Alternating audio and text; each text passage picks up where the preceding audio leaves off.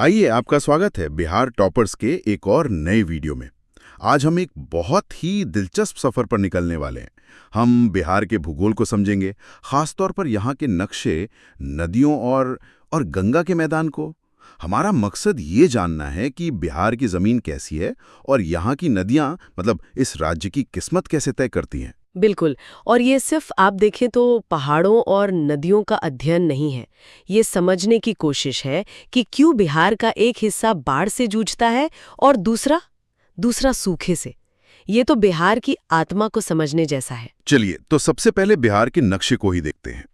जैसा कि हम देख सकते हैं, बिहार एक भू-आबद्ध राज्य है, लैंडलॉक्ड। इसका क्या मतलब है? भू-आबद्ध होने का मतलब है कि इसकी सीमाएं सीधे समुद्र से नहीं मिलती। चारों तरफ जमीन। हाँ, इसके उत्तर में नेपाल देश है, दक्षिण में झारखंड, पूर्व में पश्चिम बंगाल और पश्चिम में उत्तर प्रदेश। ये स्थिति व्यापार और जलवायु दोनों पर असर डालती है। और उत्तर में नेपाल का होना खासतौर पर महत्वपूर्ण है ना? हाँ, बहुत ज्यादा। क्योंकि बिहार की ज्यादातर बड़ी नदियां नेपाल के हिमालय से तो निकलती हैं और यही नदियां आगे चलकर बिहार की पूरी कहानी को एक तरह से शक्ल देती हैं। अब आते हैं उस नदी पर जो बिहार को लगभग 2 बराबर हिस्सों में बांटती है, गंगा। ये बिहार में कहाँ से प्रवेश करती है और कहाँ तक बहती है? गंगा नदी बक्सर के पास चौसा से बिहार में प्रवेश करती है और फिर कटिहार और भागलपुर के पास से गुजरते हुए राज्य से बाहर निकल जाती है।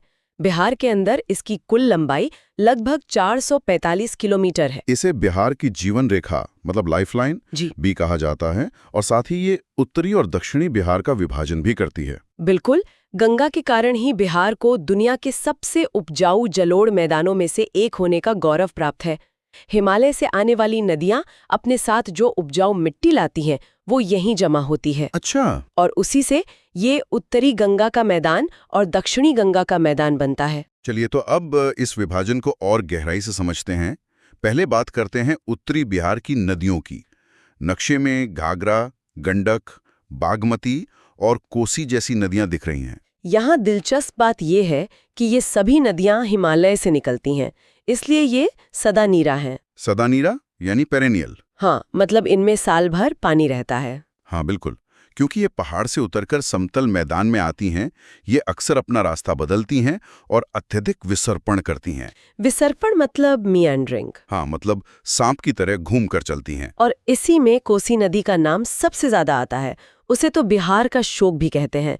तो गंडक और कोसी में क्या फर्क है? देखिए, गंडक का मार्ग ज्यादातर स्थिर है, लेकिन कोसी नदी वो मार्ग परिवर्तन के लिए कुख्यात है, जिसे अवलजन कहते हैं। अवलजन? हाँ, पिछले कुछ 100 सालों में ये लगभग 120 किलोमीटर तक पश्चिम की ओर खिसक चुकी है। 120 किलोमीटर? जी, इसके कारण ये विनाशकारी बाढ़ लाती है और इसीलिए इसे बिहार का शोक कहा जाता है। अब अगर हम गंगा के दक्षिण की ओर देखें तो यहाँ भी कई नदियां हैं, जैसे सोन, पुनपुन, फल्गु। इनकी प्रकृति उत्तरी नदियों से कैसे अलग है? ये नदियां हिमालय से नहीं बल्कि विंध्याचल और छोटा नागपुर के पठार से निकलती हैं। अच्छा, तो इनका स्रोत अलग है? हाँ, इसीलिए ये बरसाती होती हैं, मतलब सीजनल। गर्मियों में लगभग सूख जाती हैं और दक्षिणी मैदान का ढलान थोड़ा ज्यादा है, इसलिए ये नदियां सीधा रास्ता अपनाती हैं, घूमती कम है। इसमें फल्गु नदी के बारे में खास बात बताई गई है, अंतः सलिला। इसका क्या मतलब होता है? अंतः सलिला का अर्थ है भूमिगत प्रवाह, मतलब सबटेरेनियन फ्लो। फल्गु नदी गया के पास रेत के नीचे से बहती है। ऊपर से सूखी दिखती है, लेकिन नीचे पानी का प्रवाह बना रहता है।